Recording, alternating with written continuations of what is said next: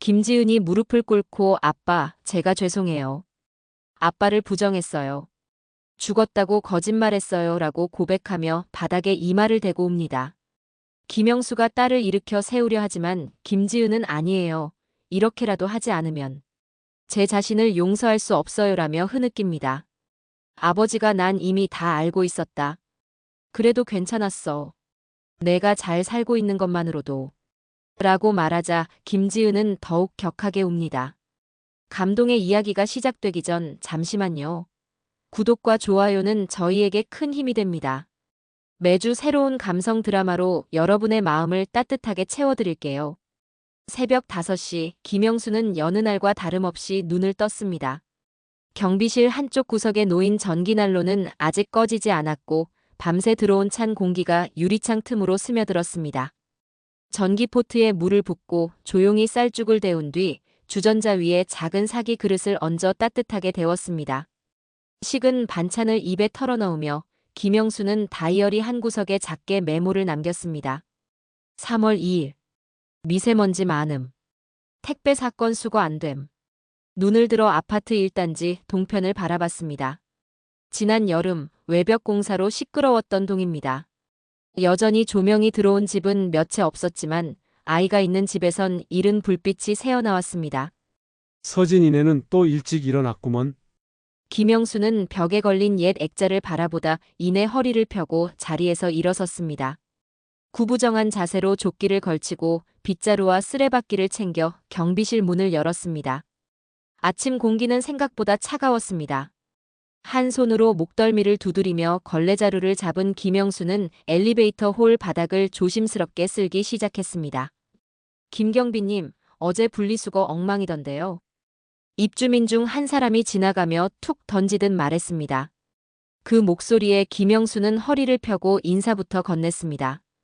죄송합니다. 오늘은 신경 더 쓰겠습니다. 말은 부드러웠지만 그의 손은 이미 빨라져 있었습니다. 종이, 플라스틱, 일반 쓰레기를 구분해가며 다시 정리하기 시작한 김영수의 이마엔 이른 시간부터 땀이 맺히기 시작했습니다.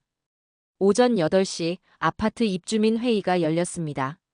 회의실 한켠 김영수는 자리를 지키고 서 있었습니다.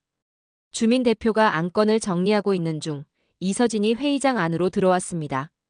정장 차림에 고개를 빳빳이 든 그는 회의 도중 손을 번쩍 들었습니다. 아니, 분리수거장 상태가 이게 뭡니까? 음식물 봉투가 터진 채로 굴러다니고 박스도 납작하게 안 접혀 있더군요. 이게 다 김경비님 담당 아닌가요? 순간 회의장은 조용해졌습니다. 몇몇 입주민은 이서진의 말에 동조하듯 고개를 끄덕였고 누군가는 마주치기 싫은 듯 눈을 피했습니다. 김영수는 잠시 주춤했지만 곧 조용히 대답했습니다. 네, 다시 정비하겠습니다. 불편 드려 죄송합니다. 불편이 아니고 기본이 안 돼 있다는 거죠. 이게 무슨 아파트입니까? 시골도 이 정도는 아니에요. 이서진의 말투는 날이 서 있었습니다. 김영수는 아무 말 없이 다시 고개를 숙였습니다. 회의는 그대로 진행됐지만 그 순간 한 사람이 회의실 문 뒤쪽에서 조용히 그 광경을 지켜보고 있었습니다. 바로 김지은이었습니다. 김지은은 우연히 일정이 빨리 끝나 아버지 얼굴이라도 뵐까 하고 들른 길이었습니다. 그런데 마주한 건 생각지도 못한 광경이었습니다. 어린 시절 수업료가 밀린 통에 아버지가 교무실 앞에서 돈을 내던 장면이 떠올랐습니다. 지금도 마찬가지였습니다. 아버지는 아무 말 없이 고개를 숙이고 있었고 사람들은 그런 아버지를 향해 손가락질하고 있었습니다. 왜 저렇게까지 사시는 걸까? 김지은은 발걸음을 돌려 그 자리를 벗어났습니다. 휴대전화 알림이 울렸고 급한 메일을 처리하려 애썼지만 마음 한구석이 묘하게 불편했습니다. 그날 저녁 김영수는 경비실 한쪽 구석에서 손바닥만한 달력을 꺼냈습니다. 어느 날보다 조용한 밤이었습니다. 그는 볼펜을 꺼내 달력에 한 날짜를 표시했습니다. 작고 흐릿한 글씨로 적힌 단어. 퇴직식. 작은 한숨이 경비실 안에 흩어졌습니다. 유리창 밖 가로등 아래로 봄비가 조용히 내리고 있었습니다. 이른 봄의 저녁은 생각보다 빠르게 어두워졌습니다. 김지은은 서초동 로펌 사무실을 나서며 깊은 한숨을 내쉬었습니다. 스마트폰 화면에는 아버지라는 이름 아래 부재중 전화 한 통이 찍혀 있었지만 그녀는 아무 말 없이 화면을 꺼버렸습니다. 퇴근길, 지하철역 인근의 작은 한식당. 김영수는 이미 자리에 앉아 딸을 기다리고 있었습니다. 하얀 셔츠 위에 검정 조끼, 그리고 낡은 구두. 평소보다 차려입은 모습이었지만 김지은은 그 모습이 어쩐지 더 민망하게 느껴졌습니다. 많이 기다리셨죠? 김영수는 환하게 웃었습니다. 뭐 항상 이 시간쯤이면 밥은 먹어야지. 자, 따뜻할 때 먹자꾸나. 한식당 특유의 들깨향이 퍼지는 가운데 두 사람은 조용히 국을 떠먹었습니다. 한동안 말이 없던 김지은이 먼저 말을 꺼냈습니다. 아버지, 경비일 이제 그만두시는 게 어때요? 김영수는 숟가락을 잠시 내려놓고 딸의 얼굴을 바라봤습니다. 왜 그런 말을 하니? 요즘은 경비 업무도 위험하잖아요. 뉴스 보면 폭행당하는 일도 많고 아무래도 연세도 있으시고 김영수는 씁쓸한 미소를 지었습니다. 그래도 아직은 몸이 움직여. 누가 필요하잖니? 김지은은 침을 삼켰습니다. 그녀는 한참을 망설이다가 조심스럽게 말을 이었습니다. 사실 요양원도 알아봤어요. 괜찮은 곳이더라고요. 간호 인력도 충분하고 의료 서비스도 잘 갖춰져 있고요. 주말마다 제가 들를 수도 있고요. 김영수는 이번엔 미소도 짓지 않았습니다. 숟가락을 들어 국을 한 입 뜨고 조용히 국물 위에 시선을 떨군 채 말했습니다. 그 말은 내가 날 더는 집에 모실 생각이 없다는 뜻이겠구나. 그게 아니라요. 내가 그렇게 말하면 난 뭐라 해야 하니? 날 어디에 보내야 너한테 짐이 되지 않는 걸까? 김지은은 아무 말도 하지 못했습니다. 침묵만이 식탁 위에 내려앉았습니다. 그리고 잠시 후 김영수가 조용히 말했습니다. 지은아, 내가 떠나기 전엔 내가 날 한 번이라도 자랑스러워 해줬으면 좋겠다. 그 말은 평소의 김영수와는 달랐습니다. 웃으며 넘기던 말투도 아니었고 허허실실 농담조도 아니었습니다. 그녀는 그 순간 아버지의 등이 생각보다 더 작아 보인다는 것을 느꼈습니다. 며칠 뒤 김지은은 로펌 사무실에서 회의에 참여하고 있었습니다. 그리고 그 회의 자리에서 익숙한 얼굴을 마주하게 됩니다. 바로 이서진. 대학 동문이며 현재는 부동산 투자회사 부장으로 일하고 있는 인물입니다. 김지은 씨, 진짜 오랜만이다. 얼굴이 하나도 안 변했네. 가벼운 인사를 주고받던 중 이서진은 문득 입꼬리를 올리며 농담 섞인 말을 건넸습니다. 근데 너 아버지 아직도 경비하시지? 아파트 단지에서 우연히 봤어. 너 그 아파트 살아. 혹시 아버지 때문에 싸게 들어간 거야? 순간 주변이 조용해졌습니다. 김지은은 손에 들고 있던 펜을 꾹 쥐었습니다. 아니요, 아버지 돌아가셨어요. 순간 이서진은 입을 다물었고 분위기는 싸늘해졌습니다. 회의는 이어졌지만 김지은의 머릿속은 텅 비어 있었습니다. 거짓말이었다. 순간의 창피함이 아버지를 지워버린 말이 되어버렸습니다. 회의가 끝난 뒤 김지은은 혼자 남아 사무실 창밖을 바라보았습니다. 차들이 움직이는 도심 속 사람들의 얼굴은 각기 다른 방향을 향하고 있었습니다. 그녀는 휴대폰을 꺼내 아버지 번호를 눌렀지만 끝내 통화 버튼을 누르지 못하고 다시 화면을 껐습니다. 김영수는 그 시각 아파트 경비실 창가에 기대어 무심한 표정으로 하늘을 보고 있었습니다. 라디오에선 봄이 왔다는 이야기가 흘러나오고 있었습니다. 김영수는 혼잣말처럼 중얼였습니다. 봄은 오는데 따뜻하진 않네. 아침부터 비가 흩뿌렸다. 봄비는 따뜻할 거라 생각했지만 여전히 바람이 매서웠다. 김영수는 우비를 걸친 채 단지 내 놀이터 주변을 정리하고 있었다. 미끄럼틀 아래엔 어김없이 아이들이 버린 간식 쓰레기와 플라스틱 뚜껑이 널려 있었다. 김영수는 조심스럽게 손에 장갑을 끼고 하나하나 집어담았다. 한쪽에서 김영수를 지켜보던 입주민 두 사람이 수군거렸다. 아직도 저 나이에 경비를 하신다니 애처롭기도 하고 뭐랄까. 뭐 어때요? 요즘엔 그렇게 사는 사람도 많죠. 일단 돈이 부족하니까 그러는 거 아니겠어요. 김영수는 들은 채도 하지 않고 묵묵히 땅바닥을 쓸고 있었다. 그러다 걸레를 쥔 손을 잠시 멈추고 먼 하늘을 올려다봤다. 흩뿌리는 비가 그의 이마에 닿았고 옷깃을 타고 흘렀다. 그리고 아무 말 없이 경비실로 돌아와 손수건으로 얼굴을 닦았다. 그 시각 단지 관리사무소로 건물 개발업체의 직원이 도착했다. 젊은 남성 직원은 관리소장에게 조심스럽게 말을 꺼냈다. 김영수님과 면담을 예약하려고 왔습니다. 본사 대표님이 전달 사항이 있으셔서요. 관리소장은 잠시 당황한 표정을 지으며 되물었다. 김영수 경비님이요? 네, 저희 측 기록상 소유권 이전 계약 관련해서 마지막 사인 확인이 남아 있어서요. 이 말은 곧 입주민들 사이에 삽시간에 퍼졌다. 낮 시간 택배함 앞에서 이서진이 누군가와 통화하는 소리를 주민들이 들었다. 경비가 뭐? 부지 소유자? 아무 말도 안 돼. 무슨 동맹인 아니야. 이서진은 어이가 없다는 듯 웃어버렸다. 그 웃음엔 의심과 경멸이 섞여 있었다. 주변 사람들도 처음엔 장난으로 여겼지만 점점 표정이 굳어지기 시작했다. 며칠 후 김영수는 퇴근 후 경비실 한켠의 오래된 나무 책상에 앉아 다이어리를 꺼냈다. 그는 조심스럽게 페이지를 넘기며 오래전 글자들을 하나하나 읽어내렸다.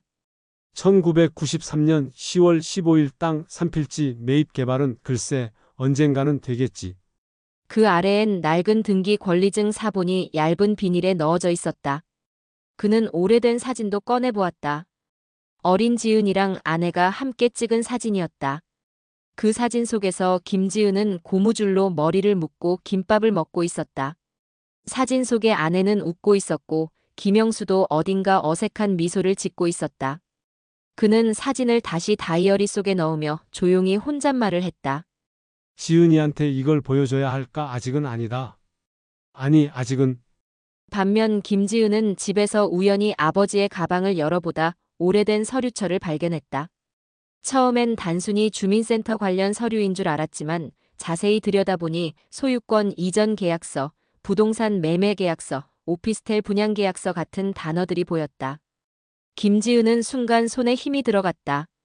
등기 서류에는 분명히 소유자 김영수라는 이름이 적혀 있었다. 게다가 주소란에는 현재 자신이 살고 있는 바로 그 아파트 단지 명이 적혀 있었다. 이게 뭐야? 김지은은 서류를 얼른 가방 안에 다시 밀어넣고는 두 손으로 이마를 감쌌다. 머릿속이 복잡해졌다. 이게 정말 사실이라면 왜 아버지는 자신에게 한마디도 말하지 않았던 걸까? 왜 지금까지 경비복을 입고 쓰레기를 치우며 살았던 걸까? 혹시 일부러 그런 걸까? 아니야, 그럴 리가 없지. 그런데 수많은 의문들이 뒤엉켰다. 김지은은 그대로 자리에 주저앉았다. 그리고 생각했다. 자신이 아버지에게 한 말들, 냉정했던 태도, 요양원 이야기, 회피했던 전화들. 모든 것이 하나하나 머릿속에서 되감기처럼 떠올랐다.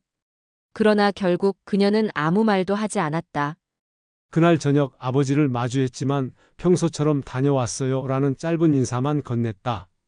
김영수 역시 아무 말 없이 웃으며 고개를 끄덕였다.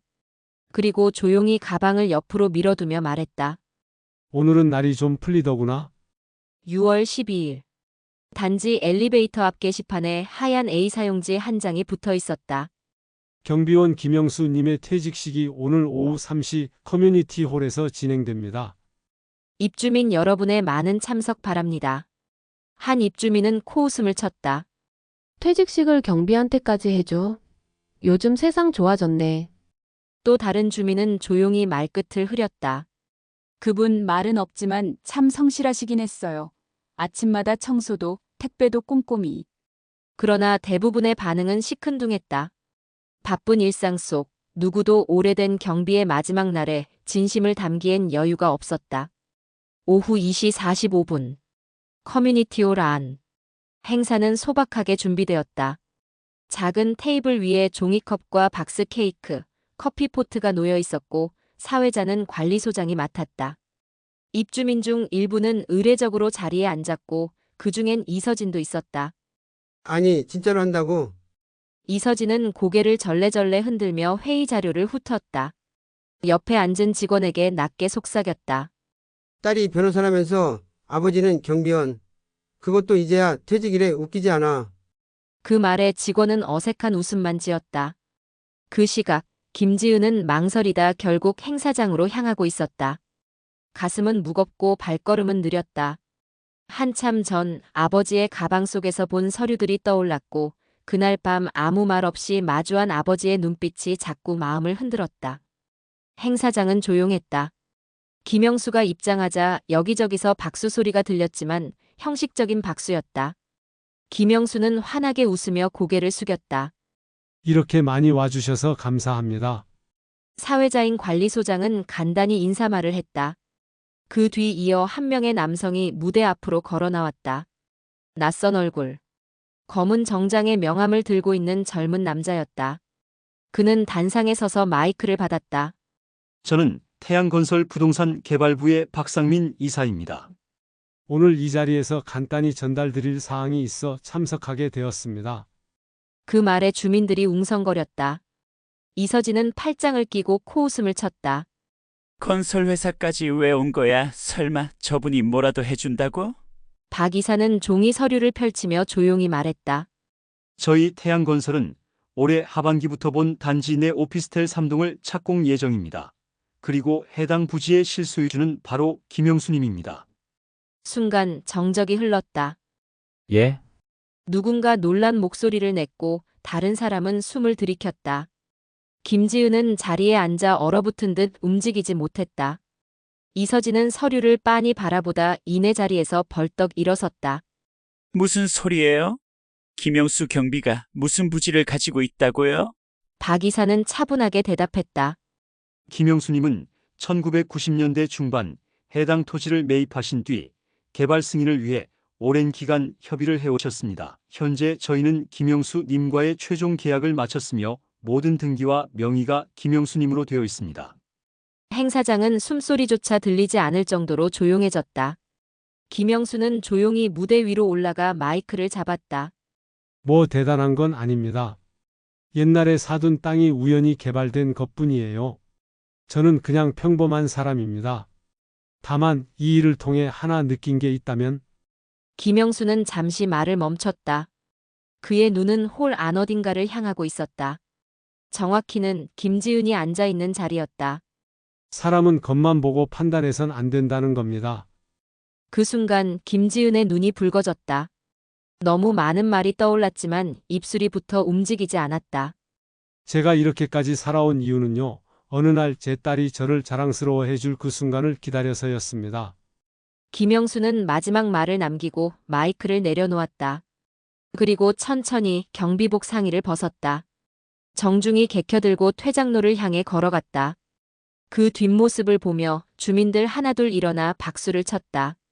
처음엔 어색했지만 곧 우렁찬 박수 소리로 가득 찼다. 그리고 가장 늦게 자리에서 일어난 사람은 김지은이었다. 그녀는 눈가를 훔치며 속삭였다. 아버지, 제가 너무 늦었죠? 퇴직식이 끝나고 일주일이 지났다.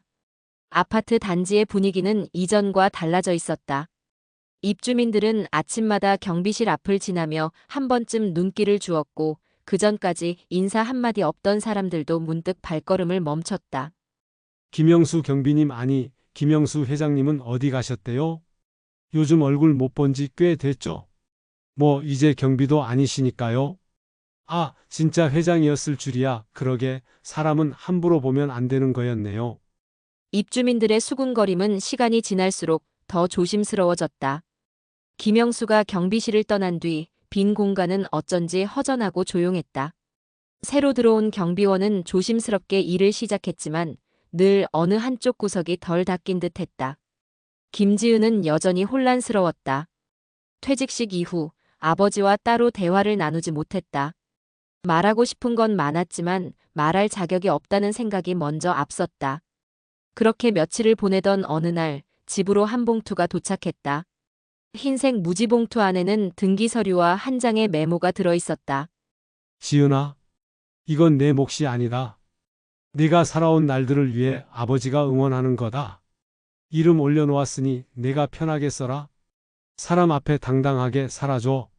아버지. 김지은은 손이 떨렸다. 서류를 다시 들여다보니 오피스텔 한 채의 명의가 자신의 이름으로 변경되어 있었다. 아무 말도 하지 않고 조용히 해준 일이었다. 늘 그랬듯 자신은 뒤로 숨고 모든 것을 걸어주는 사람이었다. 그날 밤 김지은은 경비실로 향했다. 불이 꺼진 그 방엔 먼지가 쌓여 있었고 책상 위엔 아직도 김영수가 쓰던 노트가 놓여 있었다. 그녀는 조심스럽게 그 자리에 앉아 손바닥으로 책상을 쓰다듬었다. 손끝에 먼지가 묻었지만 그는 늘 이 자리에서 하루를 기록했었다. 지은아, 학교 잘 다녀왔니? 지은아, 오늘은 비 오니까 우산 챙겨라. 지은아 항상 사랑한다. 기억 속 아버지의 목소리가 선명하게 떠올랐다. 평생 단 한 번도 그녀에게 화를 낸 적 없었던 사람, 서운한 내색도 하지 않았던 사람, 오히려 미안해하고 조심스럽게 다가오던 사람, 그런 사람에게 그녀는 돌아가셨다고, 창피하다고, 귀찮다고만 말해왔다. 눈물이 흐르기 시작했다. 소리 없이 그러나 멈추지 않았다. 김지은은 손으로 얼굴을 감싼 채 흐느끼며 앉아 있었다. 왜 그랬을까, 왜 그랬을까, 내가 왜?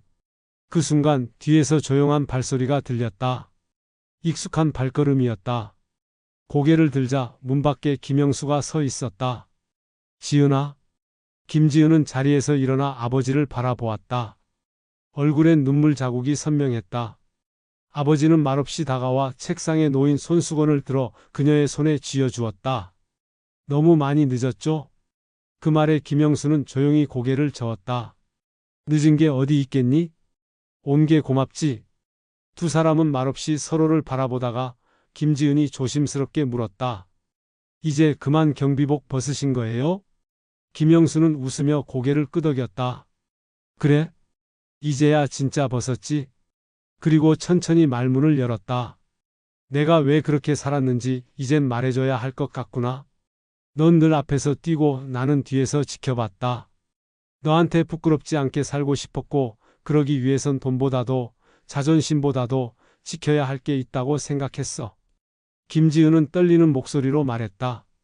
아버지, 저 이제 당당히 말할 수 있어요. 우리 아버지 누구보다 훌륭한 분이라고. 말을 마친 김지은은 눈물을 흘리며 고개를 숙였다. 김영수는 딸의 어깨를 조용히 감싸 안았다. 그 작고 따뜻한 품은 세상 어느 누구보다 넓고 깊었다. 다음 날 아침 김지은은 늦은 출근을 선택했다. 로펌 사무실로 가는 길 대신 그녀는 아버지가 사는 원룸으로 발길을 돌렸다. 오래전 어머니가 돌아가신 후 김영수는 조용한 이 골목으로 이사해 단출하게 살아왔다. 작고 오래된 원룸 건물 3층 끝방, 현관문 앞에 선이 손에 들려있던 봉투가 더 무겁게 느껴졌다. 문을 열고 들어가자 김영수는 소파에 앉아 신문을 보고 있었다. 왔구나. 김지은은 고개를 끄덕이며 봉투를 내밀었다. 이거 오늘자 등기 정리한 서류예요. 오피스텔 명의 변경 완료됐어요. 대표이사 직인도 들어갔고요. 김영수는 서류를 받아들고 조용히 살폈다. 그러곤 고개를 끄덕였다. 그랬구나. 고맙다. 잠시 정적이 흘렀다. 김지은은 앉아있는 아버지를 바라보며 말을 꺼냈다. 아버지, 궁금했어요. 왜 그동안 아무 말씀 안 하신 거예요? 오피스텔, 건물, 땅 그렇게 많은 걸 가지고 계시면서도. 김영수는 신문을 접고 테이블 위에 올려두었다. 그리고 느릿하게 입을 열었다. 말한다고 달라질 게 없었어? 말해서 너한테 무슨 도움이 됐겠니? 괜히 자랑처럼 보일까봐, 또 실망하게 할까봐. 난 그게 더 무서웠다. 실망이요? 김영수는 고개를 들고 딸을 바라보았다. 내가 날 부끄러워했잖아. 내 회사 사람들 앞에서 날 돌아가신 분이라고 소개했다는 얘기도 들었다. 하지만 나는 화낼 자격도 없었어. 너를 그렇게 만든 건 결국 나니까. 내가 가진 건 돈이 아니라 삶의 흔적뿐이었거든. 김지은은 아무 말도 하지 못한 채 고개를 숙였다. 그동안의 모든 순간이 부메랑처럼 되돌아왔다. 무시하고 피하고 숨기기 바빴던 자신이 너무도 선명하게 떠올랐다. 내가 지은 죄가 너무 많아요. 김영수는 자리에서 일어나 작은 주방으로 향했다. 죄는 아니라 그냥 그런 시대를 산 거지. 아버지를 자랑스럽게 말하지 못하는 시대. 그런 세상이었으니까. 그는 찻잔 2개를 꺼내더니 따뜻한 보리차를 따랐다. 손수건으로 입구를 닦은 뒤 하나를 딸 앞에 내밀었다. 괜찮다. 이젠 너도 나도 편해질 때가 됐지 않겠니? 보리차를 마시며 두 사람은 한참을 말없이 앉아 있었다. 외풍이 스며드는 오래된 방 안, 창밖에는 봄바람에 흩날리는 벚꽃잎이 보였다. 그날 오후 김지은은 회사로 복귀하지 않았다. 대신 그녀는 1시간가량 거리에 있는 오래된 법무사무소를 찾았다. 아버지가 처음 오피스텔을 분양받았던 곳이자 모든 등기를 맡겼던 사무소였다. 김영수 님 명의 건으로 오셨다고요? 직원은 친절히 안내했지만 그 표정엔 묘한 경계가 있었다. 김지은은 자신의 명함을 건네며 말했다. 딸입니다. 김지은이라고 합니다. 아버지 동의하에 관련 문서들 정리하고 싶어서요. 서류를 정리하던 중 김지은은 한 장의 문서를 발견했다. 분양 당시 작성된 계약서였고 그 아래에는 익숙한 글씨로 적힌 메모가 붙어 있었다. 이건 지은이 몫이다. 지은이가 언젠가 다시 나를 찾게 될 날을 위해 나는 오늘도 묵묵히 살아간다. 손끝이 떨렸다. 그것은 단순한 재산의 기록이 아니었다. 기다림의 기록이었고 사랑의 흔적이었다. 사무소를 나서는 길, 김지은은 가방에서 휴대전화를 꺼내 연락처 하나를 눌렀다. 네, 이서진 씨. 저예요. 저녁에 시간 좀 낼 수 있을까요? 잠시 후 맞은편에서 대답이 들렸다. 웬일이야? 너 먼저 연락하다니. 오늘은 나한테 말할 기회 좀 줄래요? 전화를 끊고 김지은은 하늘을 올려다보았다. 구름 사이로 햇살이 비치고 있었다. 한참을 올려다본 뒤 그녀는 작게 웃었다. 아버지 나 이제는 숨지 않을게요. 부끄러워하지도 않고요. 그 말은 바람에 묻혀 조용히 흩어졌다. 그러나 그녀의 마음속엔 분명히 남았다. 용서와 회복의 시작으로. 서초동의 고급 레스토랑. 조용한 클래식 음악이 흐르고 와인잔들이 은은하게 반짝이는 가운데 김지은은 자리에 앉아 이서진을 기다리고 있었다. 평소와 다르게 단정한 원피스를 입고 손에 뭔가를 꼭 쥔 채로 말이다. 잠시 후 이서진이 도착했다. 특유의 여유로운 미소를 지으며 자리에 앉았다. 너랑 이렇게 밥 먹는 것도 오랜만이다. 무슨 일 있어? 김지은은 말없이 손에 쥔 작은 종이봉투를 테이블에 올려놓았다. 이서진은 고개를 갸웃했다. 이게 뭐야? 내가 전에 말했지? 내가 아버지를 부끄러워한다고. 그 말 맞았어? 이서진은 당황한 듯 웃었다. 야, 그건 그냥 농담이었어. 괜히 그렇게까지 생각하지 마. 농담 아니었잖아. 내 눈빛, 내 말투 전부 다 진심이었어. 나도 마찬가지였고. 잠시 정적이 흘렀다. 김지은은 조용히 말을 이었다. 그런데 말이야, 그 경비원 아저씨. 그분이 지금 내가 일하고 있는 건물, 내가 살고 있는 아파트, 그리고 너희 회사가 입주해 있는 오피스텔의 실소유주라는 걸 알고도 그렇게 말할 수 있어? 이서진의 표정이 일그러졌다. 무슨 말도 안 되는 소리야. 김지은은 천천히 봉투를 열어 안에 든 등기 서류를 꺼냈다. 그녀의 손끝이 단단히 흔들리고 있었다. 이건 아버지가 서류상으로 나에게 넘긴 한 채의 오피스텔 명의야. 그런데 중요한 건 그게 아니야. 그럼 뭔데? 그게 아니라 아버지는 지금껏 단 한 번도 그걸 자랑하지 않으셨어. 내 앞에서 단 한 번도. 오히려 날 자랑스럽게 여겨주길 바라셨지? 이서진은 아무 말 없이 그 서류를 바라보다가 조용히 입을 열었다. 넌 왜 지금에서야 그 얘기를 꺼낸 거야? 나도 모르겠어. 근데 이제야 아버지 눈을 제대로 볼 수 있을 것 같아서. 내가 알든 모르든 나는 이제 더 이상 그분을 숨기지 않을 거야. 그녀의 눈동자에는 흔들림이 없었다. 이서진은 깊은 한숨을 내쉬었다. 그래, 너한텐 미안하다. 인정할게. 그동안 좀 가볍게 본 것도 맞고. 김지은은 고개를 끄덕였다. 고맙다. 그런 말 내 입에서 들을 수 있을 줄 몰랐어. 식사를 마치고 레스토랑을 나오는 길, 김지은은 밤하늘을 올려다보았다. 도시의 불빛은 찬란했지만 그 속에서 그녀의 마음은 오래간만에 가볍고 단단했다. 그날 밤 김지은은 택시를 타고 아버지가 있는 시골 마을로 향했다. 김영수는 작은 흙담집 앞 텃밭을 일구고 있었다. 호미질을 멈추고 고개를 든 그는 딸을 보며 활짝 웃었다. 여기까지 왔네. 서울서 한참인데 보고 싶어서요. 그리고 드릴 말씀이 있어서요. 김지은은 조심스럽게 다가가 아버지 앞에 무릎을 꿇었다. 놀란 김영수가 급히 그녀의 팔을 붙잡았다. 왜 이래, 지은아? 무슨 일이야? 저 너무 늦게 알았어요.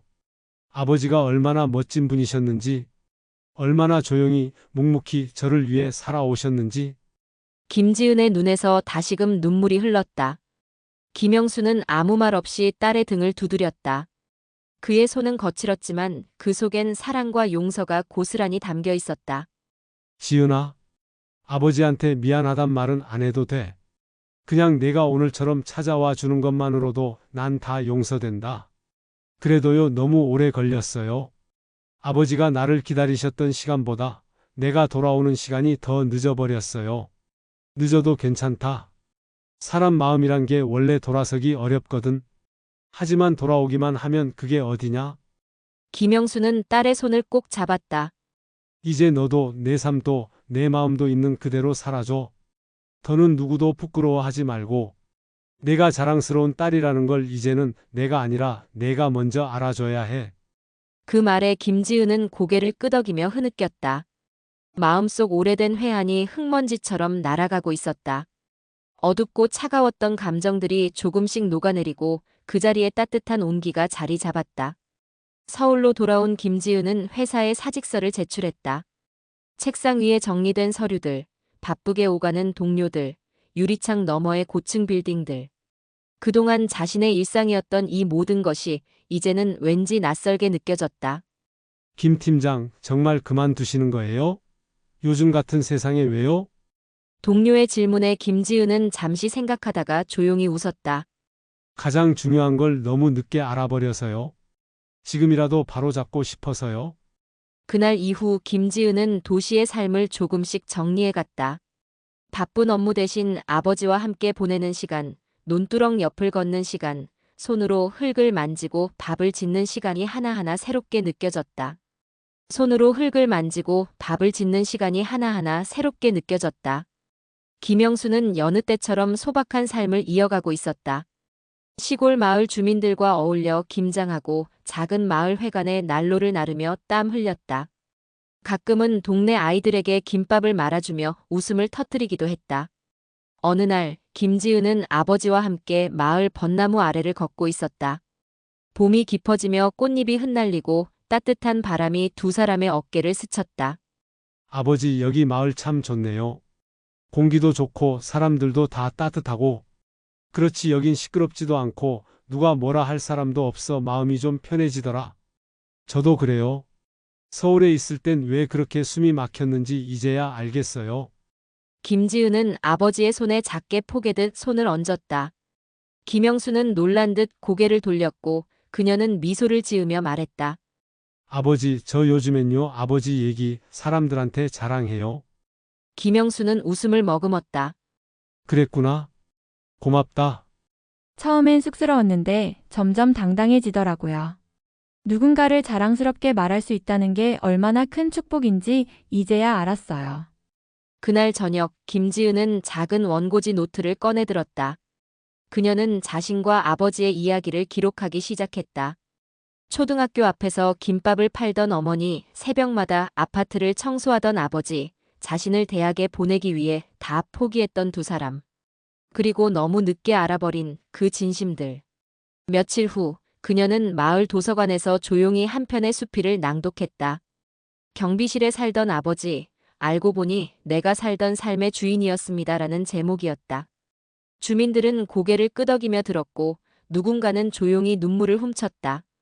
어느 봄날 오후 아버지와 함께 텃밭을 일구던 김지은은 갑자기 아버지를 불렀다. 아버지. 응?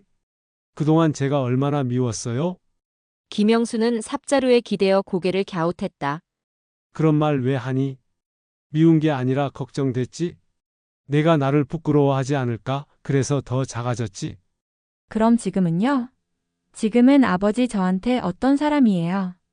김영수는 대답 대신 그녀를 바라보다가 작게 웃었다. 이젠 나보다 더 나은 사람이야.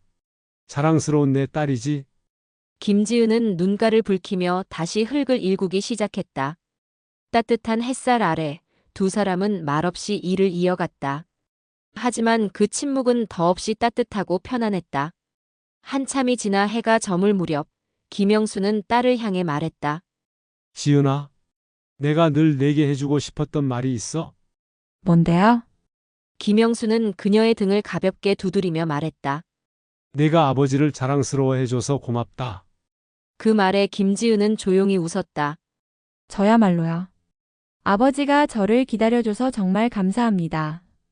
그날 밤 마당 한편에서 두 사람은 쪼그리고 앉아 고구마를 구워 먹었다.